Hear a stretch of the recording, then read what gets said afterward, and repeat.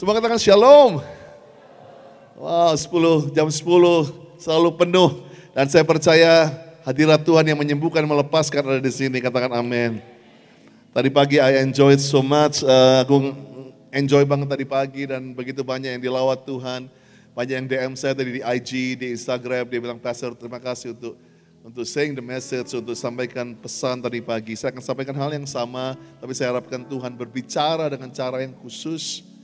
Karena firman Tuhan ini gak pernah berubah dulu, sekarang sampai selamanya, katakan amin. Orang bisa khotbah yang sama, tapi orang bisa melihat dengan sudut pandang yang berbeda, katakan amin. Saya menghormati sungguh untuk mentor saya, untuk hamba Tuhan, Gembala Senior Pak Hani Andreas yang sedang ada di ruangan pembicara dan melihat secara lewat TV yang ada. I honor you sir, tadi malam saya makan malam dengan beliau. Dan sejak saya pertama kali injak pulau ini, waktu begitu banyak acara Go Change di sini dan melihat anak muda. Dan saya pernah melihat bahwa pulau ini akan menjadi final destination buat revival yang terbesar dan terakhir. Gak lagi orang-orang Singapura akan naikin ferry cuma hanya buat malam, buat judi, tapi akan ada waktunya datang ke sini to worship God, untuk menerima kesembuhan. Dan mimpi itu gak akan pernah mati Pak Hani. That dream is in your heart. Izinkan aku untuk mantapkan ini bahwa ada last wave, ada gelombang terakhir yang akan melanda pulau ini. It's a tsunami of the Pentecost. Seperti gelombang yang gak pernah ada sebelumnya. Apa yang kita lihat di stadion-stadion di pulau ini waktu Go Change ribuan orang. Apa yang Tuhan lakukan pada hari-hari ini. Dan saya berdoa, Elevate Conference, Capture Conference ini akan berbeda. Tuhan akan tunjukkan bahwa hadirat Tuhan harus kembali kepada hamba-hamba Tuhan. Dan saya akan melihat nanti, setiap worship session, setiap session akan dilawat Tuhan. Dan kita akan melihat, justru banyak hamba Tuhan pembicara yang datang, malah diberkati daripada memberkati. Kita akan melihat pulau ini punya sesuatu, gereja ini punya sesuatu yang dahsyat. Come on, berikan tepuk tangan buat Tuhan. I honor you sir, terima kasih. Terus hati saya stand untuk keluarga tempat ini dengan kehilangan almarhum Ibu Gembala yang ada. Saya tahu it's not easy, tapi saya percaya legenda beliau akan tetap ada, warisan rohani beliau akan tetap ada. Dan kita akan lihat pastor Vera yang baru akan raise up, wanita-wanita Allah yang akan menjadi pahlawan Tuhan yang luar biasa. Katakan amin.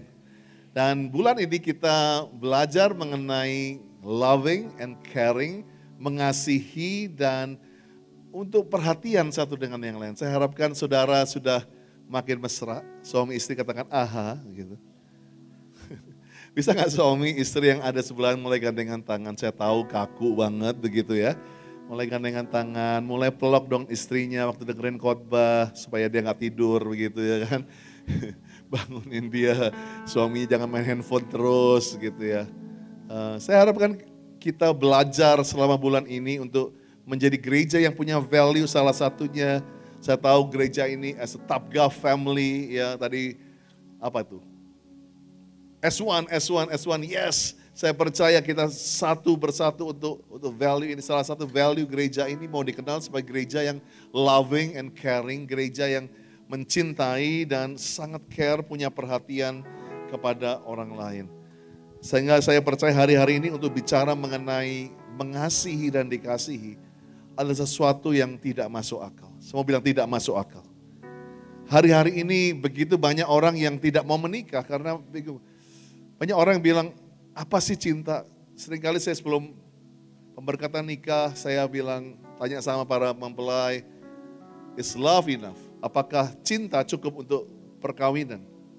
Oh bagi orang-orang yang baru mau menikah, kayaknya ya cukup, wah luar biasa. Tapi banyak yang 10 tahun, 25 tahun, 30 tahun menikah. Waktu ditanya, is love enough? Apakah cinta cukup? Banyak yang bilang, pret makan tuh cinta. Begitu. Orang perlu nasi juga begitu kan. Perlu branded stuff, perlu uang sekolah, cinta makan tuh cinta. Seringkali kita menjadi orang-orang yang skeptis waktu kita dengar mengenai loving and caring. Kita di tengah dunia yang sedang mencintai harus dengan syarat, mencintai harus dengan hadiah, mencintai harus dengan motivasi tertentu. Sehingga waktu ada orang mulai bilang I love you, lu pasti mau ada apa-apanya nih sama gue. Suami-suami yang tiba-tiba bilang kasih bunga, lu pasti mau ada apa nih? Beli motor baru ya begitu ya. Seringkali waktu orang bilang I love you ke kita mulai tidak masuk akal. Hari-hari ini ada orang yang gratis bilang I love you. Waktu anak-anak datang ke orang tuanya, I love you dad. Oh ini pasti minta uang jajan naik nih. Pasti ada yang maunya. Di tengah dunia yang hari-hari ini sehingga waktu orang-orang bernyanyi karena cinta Tuhan kepada dunia di Paskah kemarin.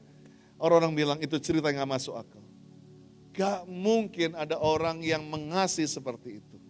Maka saya berikan judul firman Tuhan singkat hari ini adalah tidak masuk akal. Semua katakan tidak masuk akal. Dan tentunya sebagai bulan mengasihi dan care satu dengan yang lain. Bahwa Tuhan kasih hal hukum yang utama dan yang terutama yaitu pertama love God. Semua bilang love God. Mengasihi Tuhan. Yang kedua mengasihi sesama seperti dirimu sendiri. Jadi 3 hal ini dalam bulan loving and caring harus kita praktekkan. Cintai Tuhan, cintai diri kita, baru kita bisa mencintai sesama seperti kita mengasihi diri kita. Berapa saudara yang lihat tadi pagi di kaca dan sudah cuma kutukin hari lahirmu, kutukin masa depanmu, kamu jelek, kamu gagal. Mulai kamu gak akan bisa untuk bisa mengasihi orang lain kalau kamu gak bisa mengasihi dirimu sendiri. Yang mau katakan amin. Di tengah hari-hari ini semua pakai filter, generasi ini pakai filter. Percayalah Tuhan percayakan saya untuk mengembalakan 10 tahun ini di Grow Community Church. Salam dari jemaat semua yang di sana dan Tuhan izinkan kami baru Tuhan pindahkan secara ajaib dari Gandaria City kami pindah ke Pondok Indah Mall. Satu mall yang the best mall yang Tuhan berikan. Gak murah, gak mudah, tapi Tuhan buka jalan di mana tidak jalan. Awal tahun lalu tiba-tiba saya dapat berita harus pindah gereja. Enggak gampang pindahin 4.000 jemaat dalam waktu hanya berapa bulan. Dan puji Tuhan, walaupun gereja kami sekarang kapasitasnya mengecil dari hampir 1.500 seat menjadi cuma 800 seat. Sehingga kami harus 5 kebaktian dan 6 kebaktian segera datang. Begitu penuh sesak, tapi kami melihat next gen dimenangkan, orang-orang yang tidak punya pengharapan dipulihkan. Thank you untuk berdoa standing for us dan terima kasih untuk setiap walaupun kami sempat ramai di TikTok bagaimana karena gereja lain menggeser gereja kami, tapi saya percaya semua mendatangkan kebaikan bagi orang yang mengasihi Tuhan. Kita bisa berikan tepuk tangan buat nama Tuhan. Salam dari Lia, istri saya yang udah 29 tahun menikah dengan saya dan 3 anak kami, Ines, Elaine dan Jason. 1 Yohanes 4 ayat 8, barang siapa tidak mengasihi, ia tidak mengenal Allah, sebab Allah adalah kasih. Semua katakan amin. Kenapa hari ini kamu dalam kondisi susah untuk mengasihi, susah untuk dikasihi? Karena mungkin kamu tidak kenal Allah. Beda tahu Allah dengan kenal Allah. Kata kenal di sini adalah intim dan bergaul erat dengan Allah. Sebab Allah adalah kasih. Jadi kita harus tahu bahwa waktu orang baca ini berkali-kali dia lupa bahwa God's equal love. Bagaimana kita seringkali bahkan ada beberapa jemaat saya waktu disuruh baca Alkitab setahun dia berhenti sampai 1 Korintus 13. Semua tahu itu apa mengenai kasih, bagaimana mencintai, kasih itu sabar, kasih itu menutupi kesalahan, kasih itu mengampuni, panjang sabar dan segala macam. Dia bilang oke, kalau itu namanya cinta, namanya caring, namanya loving, saya menyerah pastor, enggak mungkin saya bisa mengasihi suami saya yang abuse saya, yang tinggalin saya, yang setiap hari dia mabok dan main dengan wanita lain. Sorry to say, kalau itu kasih yang dilakukan, saya berhenti jadi Kristen. Tiba-tiba Tuhan ingatkan ayat tadi yang kita baca, God is love. Tuhan adalah kasih. Sehingga saya bilang sama dia, Bu, kita ganti kata kasih di 1 Korintus 13 ini dengan kata kasih diganti kata Yesus.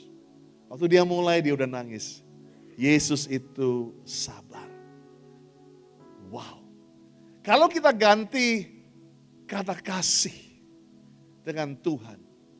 Maka tadi pertanyaan saya tadi kepada orang-orang yang menikah, is love enough? Apakah kasih itu cukup? Kalau kasihnya kasih karena mau dapat emas, kasih dapat permata, kasih mau dapat tas-tas branded, nggak cukup. Tapi kalau kasihnya adalah Tuhan, is Jesus enough? Apakah Yesus cukup untuk pernikahanmu? Jawabannya yes, dia sangat cukup buat kita. Come on, berikan tepuk tangan bagi nama Tuhan. 1 Yohanes 4:16, kita telah mengenal dan telah percaya akan kasih Allah kepada kita. Allah adalah kasih. Barang siapa tetap, saya bilang tetap. Barang siapa tetap berada dalam kasih, ia tetap berada dalam Allah dan Allah di dalam dia.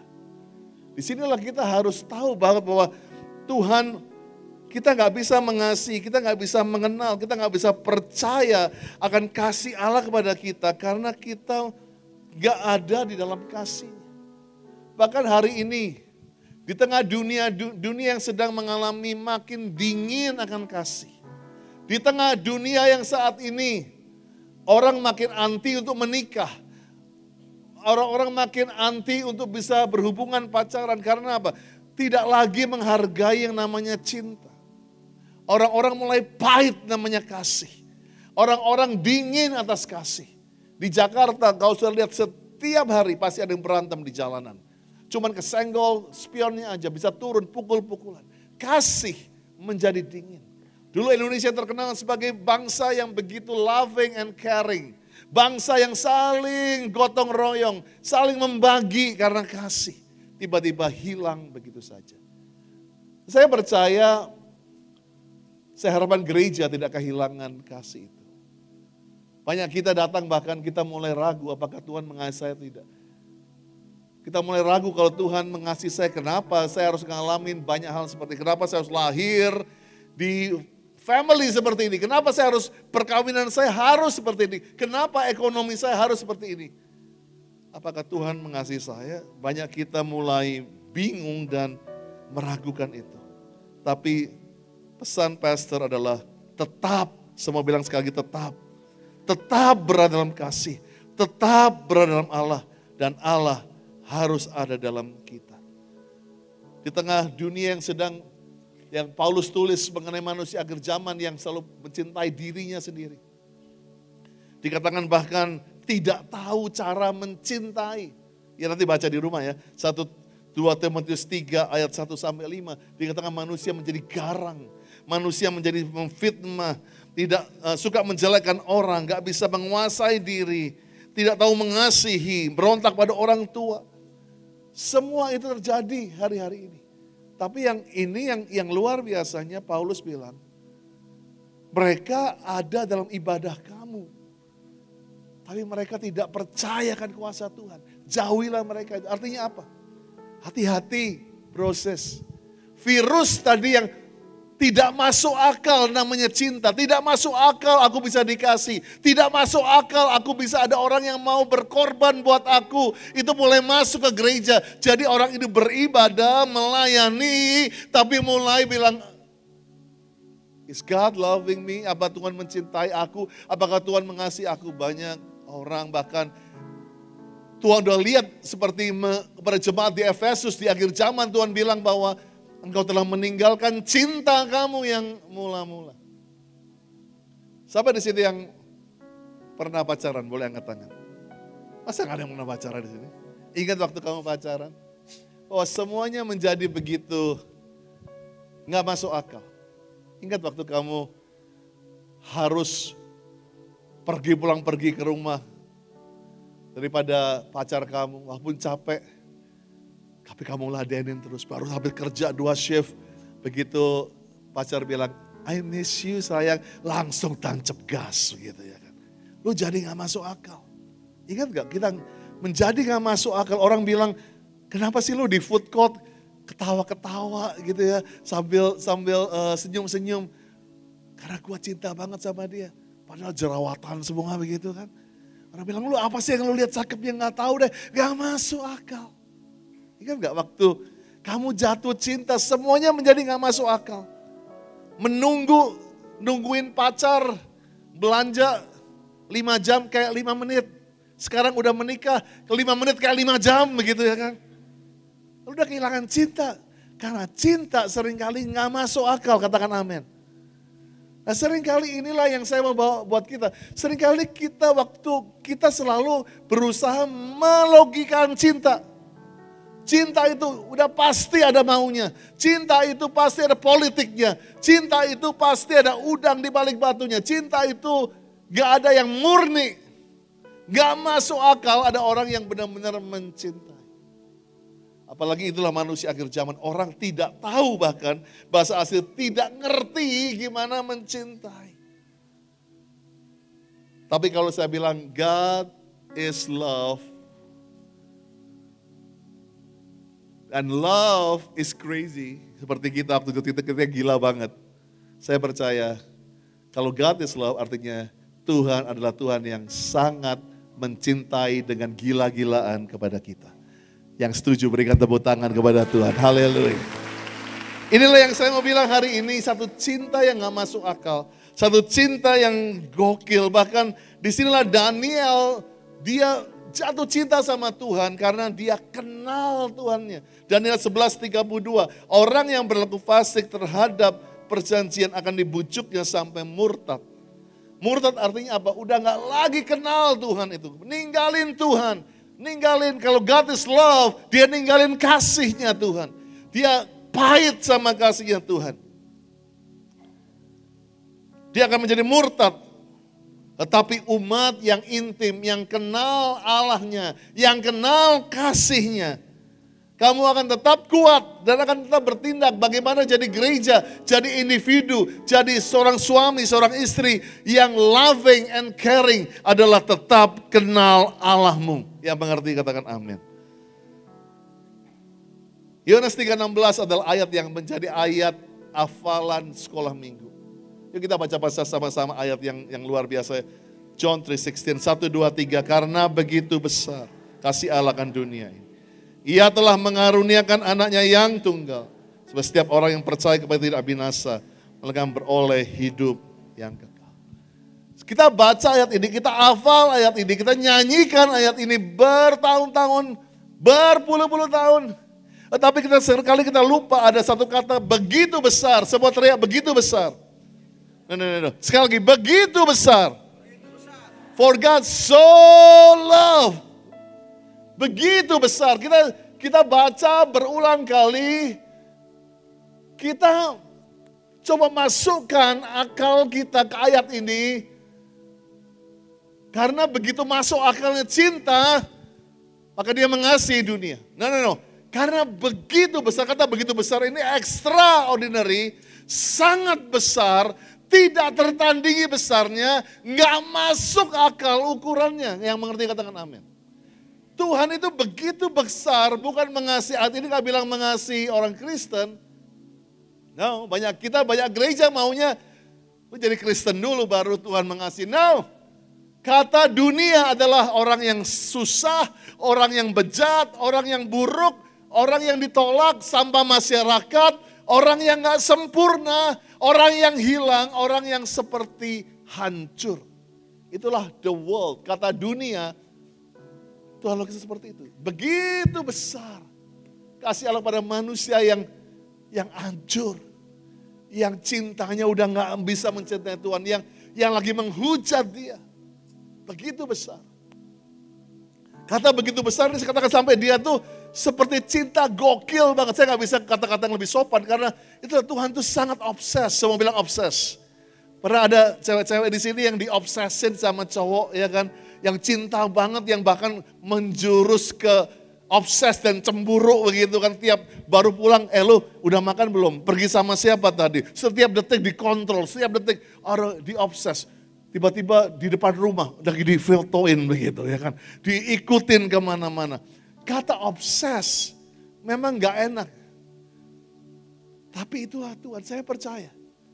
Tuhan sejak hari pertama. Hawa udah ditipu sama iblis. Gak masuk akal Tuhan itu mengasihi kamu. Gak masuk akal, dia cuman gak mau disayangin kamu. Dari hari pertama, iblis sudah bilang, jauhi Tuhanmu. Tuhanmu itu jahat. Gak masuk akal cintanya Tuhan itu, gak. Dia cuma punya maksud tertentu buat kamu. Ada maunya Tuhan itu. Sehingga di selama perjanjian lama, saudara baca, manusia berusaha kabur dari Tuhan. Manusia coba menceraikan dirinya dari Tuhan. Manusia coba bangun menara Babel. Manusia bangun lembu emas. Manusia bangun semua hal yang melukai hatinya, yang membuat Tuhan marah. Menyembah Nabi Baal, menyembah apa saja. Yang dengan harapan, God, go. Tuhan, jauh daripadaku. But Tuhan selalu mengejar, Tuhan selalu nempel, Tuhan selalu punya rencana untuk peluk manusia. Yang setuju katakan aha. Dia terus, kalau saya percaya dia begitu cintanya dia, kalau malam dia bisa liatin kalian tidur dengan sambil ngiler begitu, dia akan tetap, I love you, you're so beautiful. Dia mengasihi saudara apa adanya. Walaupun kamu udah bilang, kamu yang mengutuki dirimu sendiri, kamu bilang aku sial, ulang tahunku sial. Tapi Tuhan bilang I still love you. Tapi kita nggak ngerti, kita nggak bisa dengar. Karena kita bilang nggak masuk akal. Karena apa yang kita lihat, all that we see adalah manusia yang tidak tahu mengasihi. Kita nggak bisa menyembah Bapa.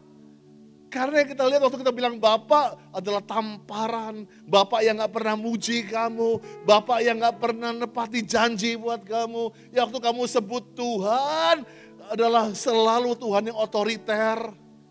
Waktu kamu bilang I love you, kamu cuma kebayang ex kamu. Sehingga kamu merasakan gak mungkin aku bisa mencintai. Tapi itu hari ini. Saya dulu orang yang paling skeptis sama itu. Saya dulu orang yang gak bisa kenal kasih Bapa. Saya ingat waktu saya kecil, waktu saya SD, saya punya teman namanya Andri.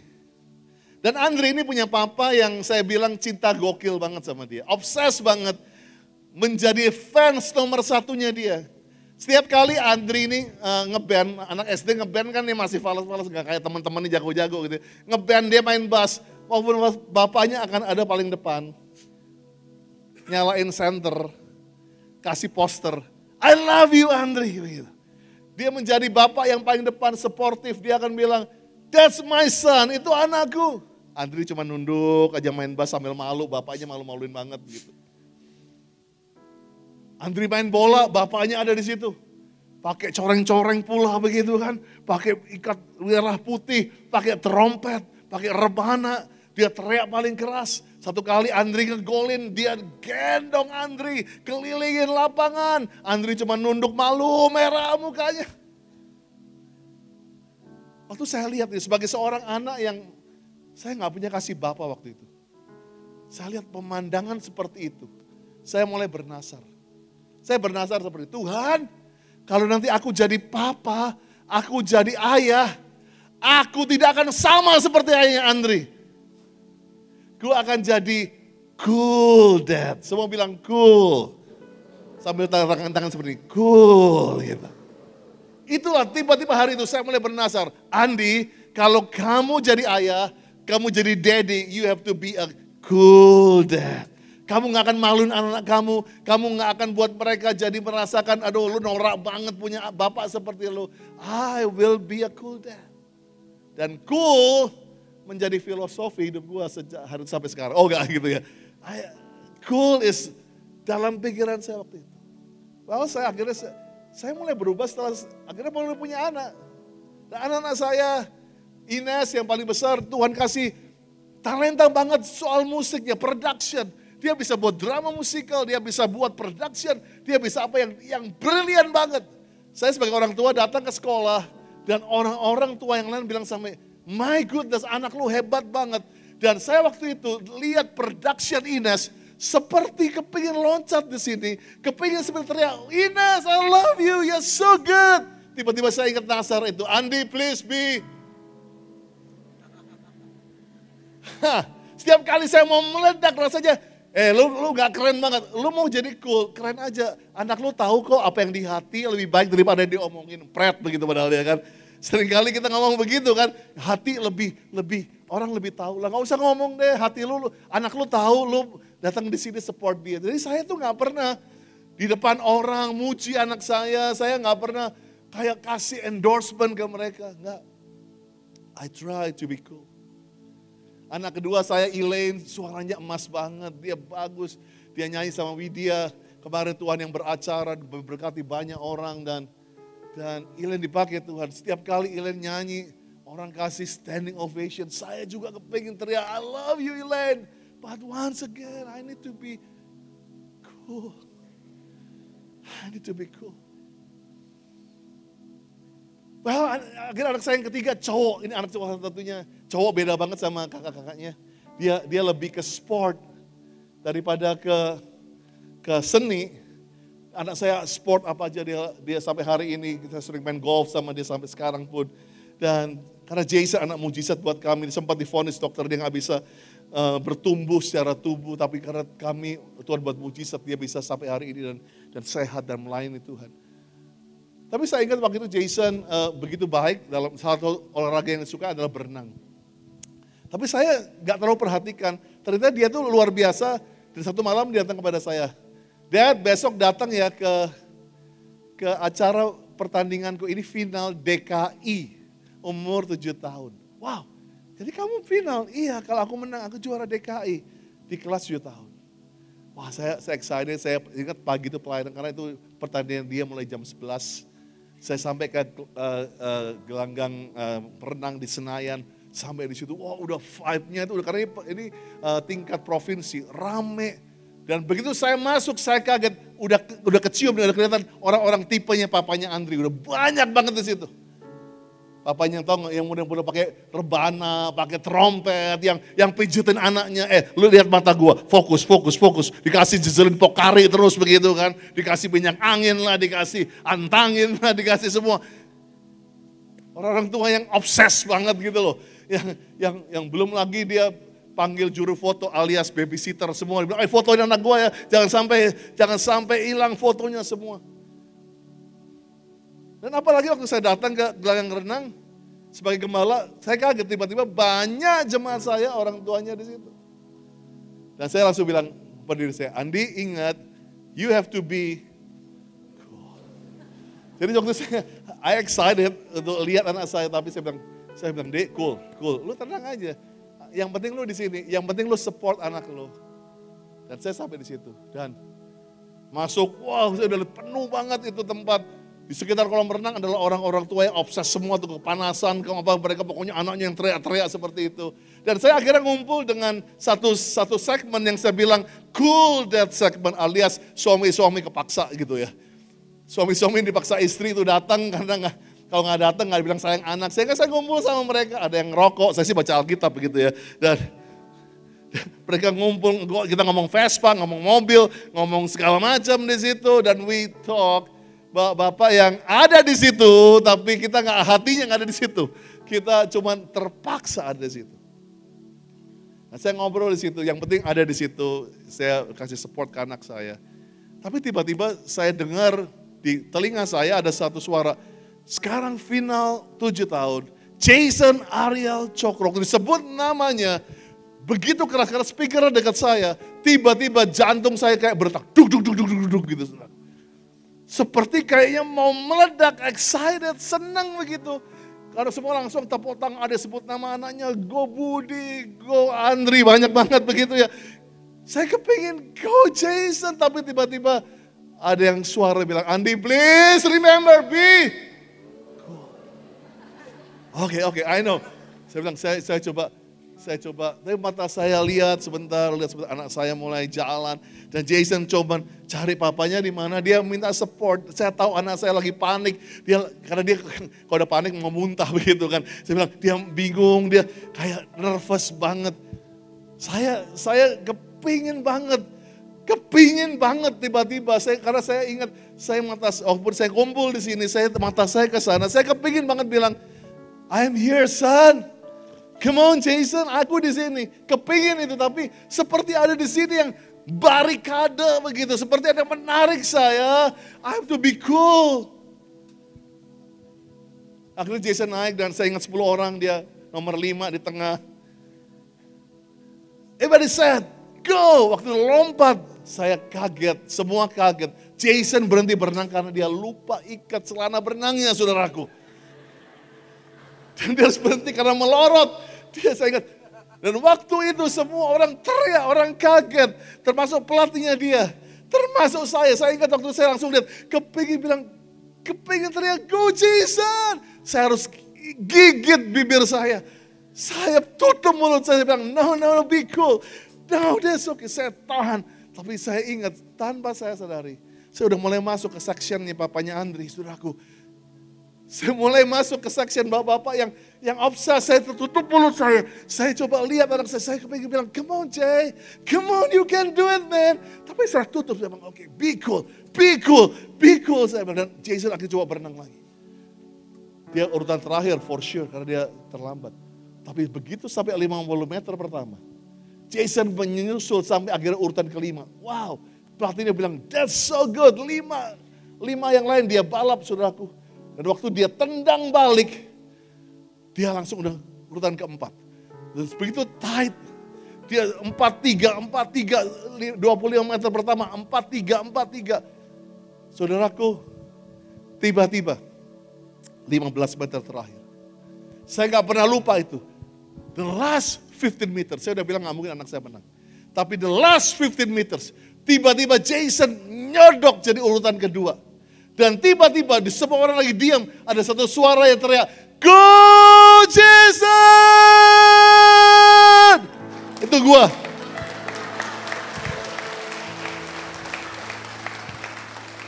I cannot help it. Kalau ada hari yang Tuhan bilang, dia ada hari yang lo mau hapus gak? Itu hari itu tuh gue mau hapus tuh. Malu-maluin banget. Karena saya teriak segitu kerasnya, saya ingat bapak-bapak di sebelah saya bilang, Pak budak peduli amat, saya bilang. Saya teriak, go Jason, dan saya ingat tiba-tiba gue jadi orang gila. Semua yang gue takutin jadi papanya Andri, gue lebih buruk dari papanya Andri. Saya ingat semua saya bilang, lu minggir semua, saya suruh minggir semua, saya literally ada di pinggir kolam sampai panitia bilang, Pak bisa didislo, ditarik saya seperti orang kira dipegangin. Saya bilang, go Jason, sampai Jason kaget, dia kelelep sedikit, keminum dikit karena bapaknya teriak di sini. Saya teriak, go Jason, come on son. Sambil dipegangin saya teriak terus, saya lihat 5 meter, 3 meter, terus dia bersaing 2-1. Dan sampai di sana, gak ada yang bisa bilang, semua bilang tight, dan semua harus ada video, dan perlu 5 menit untuk lihat video waktu itu. Dan semua deg-degan, semua gak tahu. Tiba-tiba terdengar, juara 1 DKI, Jason Ariel Joker.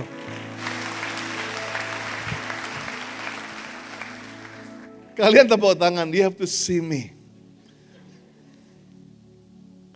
Saya literally, saya lari ke Jason. Saya angkat dia di pundak saya. Basah semua.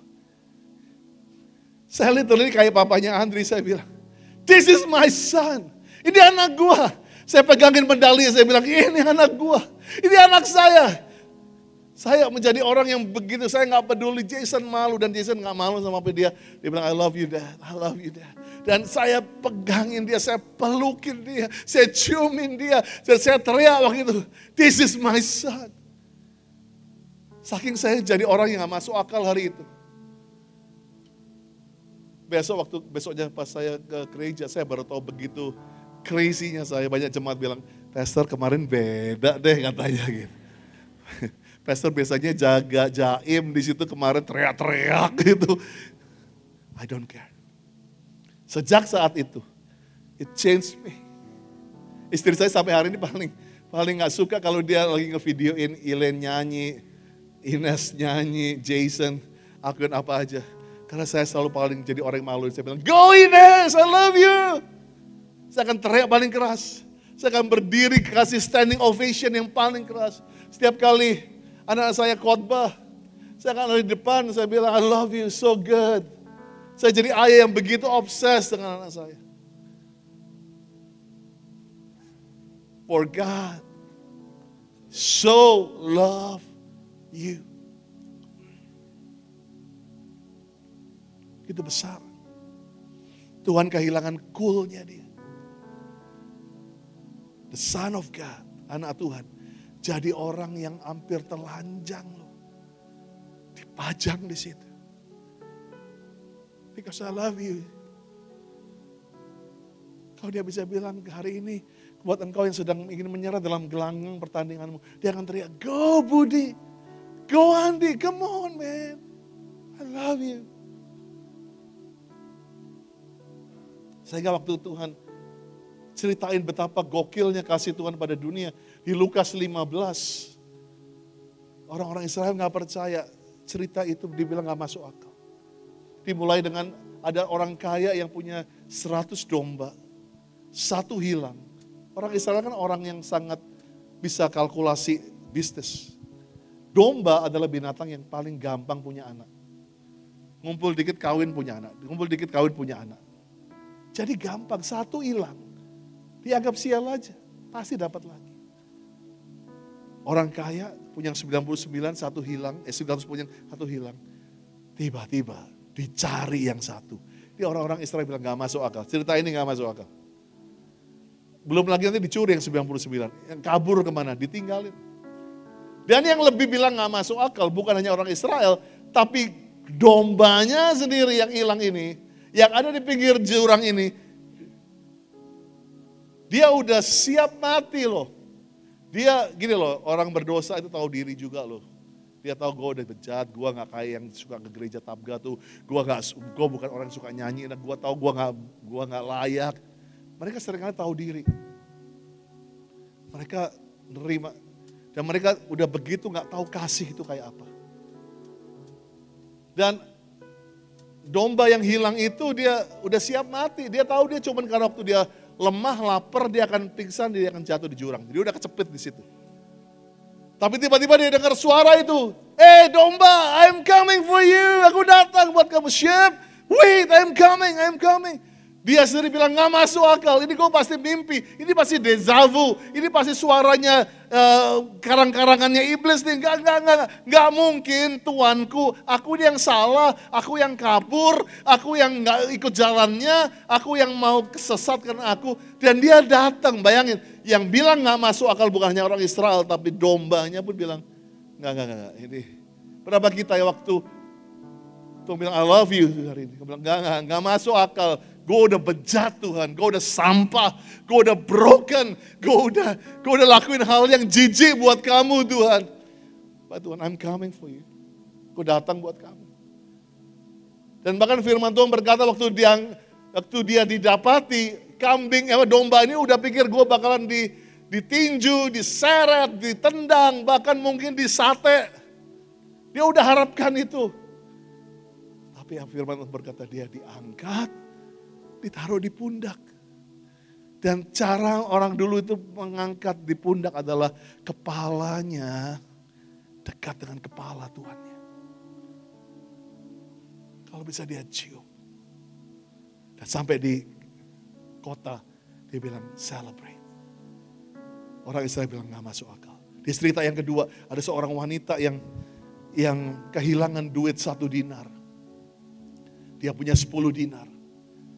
Dan ingat, 1 dinar adalah upah gaji 1 hari pada waktu itu. Dan karena 1 dinar ini hilang, dia harus gak kerja hari itu. Which is dia udah kehilangan 1 dinar lagi.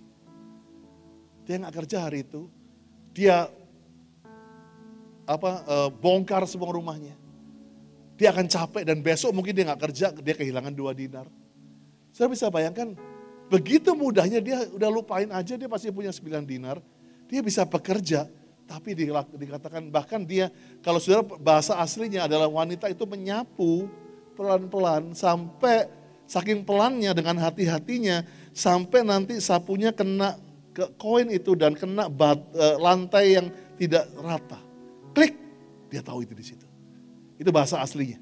Jadi kalau Tuhan nyari nggak cuman mana ya?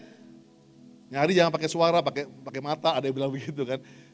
Dia cari benar-benar dengan hati-hati. Dan begitu ketemu, dia traktir satu RT. Berapa dinar? Kalau dibilang gak masuk akal, ya gak masuk akal. Bayangin dia udah kehilangan 1 hari kerja. Kehilangan waktu kerjanya. Dan dia harus traktir satu RT-nya dia. Pizza atau apa. Berapa ratus dinar lagi habis. Gak masuk akal. Dan sampai cerita yang ketiga semua tahu. Anak yang hilang. Yuk bangkit berdiri. I'm gonna finish with this. Kita bangkit berdiri sama-sama. Saya selesai. Anak yang hilang semua tahu ceritanya. Begitu dia mulai cerita ini, ada seorang anak bungsu yang minta warisan sebelum ayahnya meninggal, langsung orang Israel berdiri. Nah kalau ini masuk akalnya digantung. Masuk akalnya dia dirajam batu sampai mati. Masuk akalnya dia harus dikucilkan. Karena itu sangat melawan hukum Taurat. Tapi terus Tuhan Yesus cerita bagaimana anak ini akhirnya menghabiskan hartanya, hidup di kandang babi. Dan anak ini juga tahu diri, dia tahu gak mungkin secara akal bapaknya gak mungkin jadikan dia anak lagi. Makanya dia tulis surat, Bapak jadikan aku cleaning service, jadikan aku budak, jadikan aku bujang, asal aku bisa makan. Dia tulis sama itu, dia tahu diri, dia tahu gak masuk akal bapak-bapakku ini bisa menerima. Tapi semua tahu ceritanya. Bapaknya tiap pagi nungguin dia. Dan begitu anaknya muncul di pintu gerbang kota, bapaknya yang berlari. Sangat gak cool seorang bapak yang bajunya begitu berat karena orang kaya begitu besar, digulung lari. Sangat jelek, tidak elok, tapi dia gak peduli. Dia datengin, anaknya bilang, Papa dengerin Pak, aku mau jadi tutup mulut, shut up. Ambil cincin, ambil jubah, ambil sendal. Kamu sah anakku lagi dipeluk. Langsung dibawa pulang. Sampai anak sulungnya bilang, apa-apaan nih? Anaknya gak sempet bilang, dengerin dulu Pak. Gak peduli. Dikasih cincin. Artinya langsung ditulis bahwa engkau adalah anak kembali. Jubah kembali. Kuasa yaitu kasut yang baru. Itu diberikan buat dia. Saya baru tahu kenapa bapak ini begitu buru-buru. Saudara tahu nggak? Siapa yang ada di pintu gerbang kota? Adalah para tua-tua. Ingat Stefanus dirajam di pintu gerbang kota. Karena Stefanus melanggar hukum Taurat. Kalau dia nggak lari pada waktu itu, anak ini udah mati. Karena begitu dia muncul, anak ini lari, nggak lari ke rumahnya, dia pelan-pelan, malu-malu. Para tua bilang, itu tuh anak yang kurang ajar. Ikat, rajam sampai mati. Makanya bapaknya lari dengan begitu keras. Dikasih cincin, dikasih jubah, dikasih kasut dan dia peluk. Ini anakku, go, don't touch him. Jangan sentuh dia. This is how gak masuk akalnya Tuhan. Berikan tepuk tangan saat ini. Well, Allah gak pernah berubah dulu sekarang sampai selama-lamanya. Dia tetap gokil cinta kalian banget. Kita yang coba masuk akalkan. Oh Tuhan cuman karena aku gak sempurna, karena aku ini. Oh hari ini, dalam bulan loving and caring, mustahil kamu bisa mencintai orang lain. Kalau kamu gak kenal kasih Tuhan. Tapi itu hari ini, bisa gak tutup mata sebentar. Izinkan Tuhan peluk kamu. Izinkan Tuhan melawat kamu. He loves us. Oh, how He loves us. Oh, how He loves us. Oh, how He loves. Yes, He loves us. Oh, how He loves. Oh, how He loves.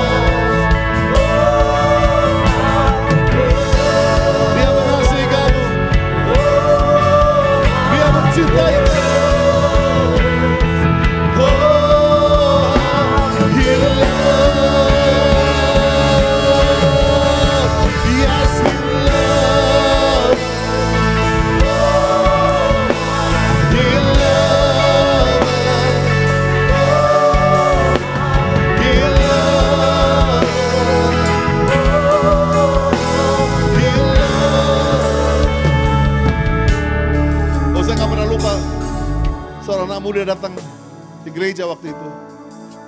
Dan dia bilang, Pastor, I'm garbage, aku sampah. Dia pernah aborsi 7 kali dalam kehidupan. Rahimnya udah hancur. Dan lebih hatinya hancur. Tiba-tiba dia dengar lagu ini, Yes, He Loved Me. Tiba-tiba dia teriak di kebaktian itu. Dan dia rasa tangan Tuhan memeluk dia. Sejak saat itu dia mengenal kasih yang sebenarnya. Dan kalau Tuhan pulihkan, Tuhan gak pulihkan ecek-ecek. Tuhan pulihkan secara sempurna. Anak ini jadi satu WL yang paling dahsyat di gereja kami. Dipakai Tuhan, seluruh keluarganya terima Tuhan hari ini. Karena dia mengasihi kita. Come on, berikan tepuk tangan bagi Tuhan. Izinkan saya berdoa buat saudara yang sedang memerlukan kasih itu. Mungkin engkau pernah jadi hamba Tuhan dan kepleset. Kamu hancur, kamu remuk, gagal. Dan Tuhan bilang, pulang nak. Sekali anak, tetap anak. Tuhan cinta banget sama kalian. Kalau ada di sini, untuk mata semua. Kalau ada yang bilang, aku mau pulih. Aku mau pulih akan kasih itu, akan cinta itu. Dalam yang ketiga bisa gak angkat tangan. 1, God love you. 2, God die for you. 3, God comes for you. Angkat tanganmu. Come on, begitu banyak, begitu banyak, begitu banyak. Tuhan peluk mereka, peluk mereka, peluk mereka, peluk mereka. Wow, look at this Lord. Tuhan peluk generasi ini. Ada beberapa saudara yang sedang begitu banyak roh tertekan, mental illness. Ada rasa ketakutan, gak lagi dikasihi. Kamu trauma atas hubungan. Ada beberapa gadis tempat ini, kamu sedang trauma, luka akan hubungan. Saat ini biar kasih Tuhan, kasih Tuhan, kasih Tuhan. Tuhan lagi peluk kamu, Tuhan lagi peluk kamu. Jangan dilawan nak, jangan dilawan. Izinkan Tuhan sedang peluk kamu. Ada di sini yang kamu tahu, kamu baru tahu bahwa kamu ternyata anak angkat. Kamu baru find out, kamu diangkat di yatim piatu, di panti asuhan. Dan kamu marah hari ini, ketahuilah. Justru Tuhan mengasihi kamu. Orang tuamu yang ini ngangkat kamu di panti asuhan. Tuhan gak mau kamu jadi orang yang terbuang. Tuhan pilih kamu di tempat yang paling tidak enak sekalipun. God love you. God love you. God love you. Come on. Yes, He loves